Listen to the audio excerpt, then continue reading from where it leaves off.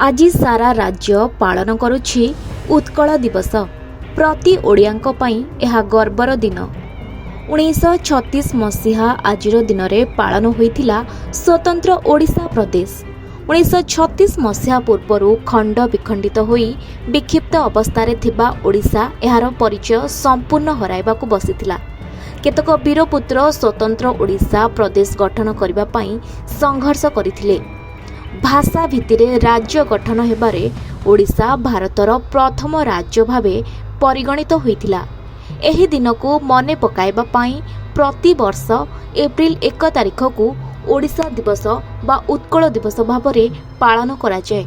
1568 ख्रीष्टाब्दरे शेष राजा मुकुंद देवଙ୍କ देहांत परे ब्रिटिश शासनरू अलगा होई एक स्वतंत्र उत्कल प्रदेश गठन करिबा पई उत्कल गौरव मधुसूदन दास, फकीर मोहन सेनापति, गोपबंधु दास, नीलकंठ दास, गंगाधर मेहेर, राधानाथ राय, वासुदेव सुढल देव और कृष्णचंद्र गजपति चेष्टारे आंदोलन तेजिथिला, जार संघर्षर स्वरूप राज्य हेला उत्कल।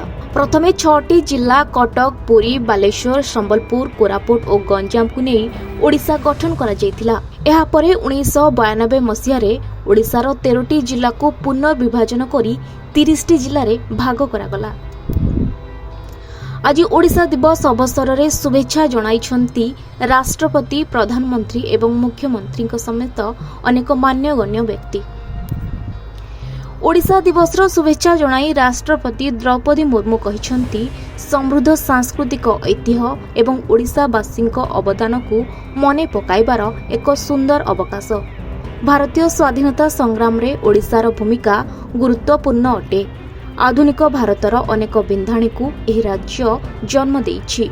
ओडिशार शांति और समृद्धि पाई महाप्रभुଙ୍କ निकटरे राष्ट्रपति प्रार्थना करिछंती। प्रधानमंत्री नरेंद्र मोदी मध्य ओडिशा दिवस पाई ओडिशावासी को शुभेच्छा जणाई निज सोशल मीडिया अकाउंट एक्स माध्यम रे कहिछंती जे एही दिवस ओडिशार समृद्ध संस्कृति प्रति एक उपयुक्त सम्मान।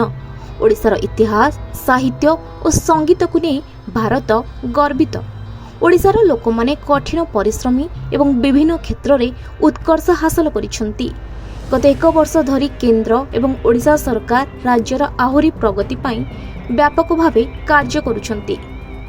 सेहीपरि ओडिशा दिवसर शुभेच्छा जणाइछंती मुख्यमंत्री मोहन चरण माझी। मुख्यमंत्री सोशल मीडिया जरिया कहिछंती आम भाषा, साहित्य और संस्कृतिर गौरव बढ़ाइथिबा महापुरुषंकु श्रद्धांजलि। स्वतंत्र ओडिशा प्रदेश गठन पाई निजर असीम त्याग पाई विनम्र श्रद्धांजलि। आसंतु सुस्थ और विकसित ओडिशा गठन संकल्प को आहुरी दृढ़ करिबा।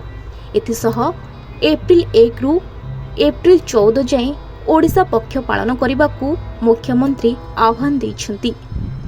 अन्यपटे एही अवसर रे राज्यर विभिन्न स्थान रे कार्यक्रम आयोजित करा जायछि। Bureau report, Odisha news 2।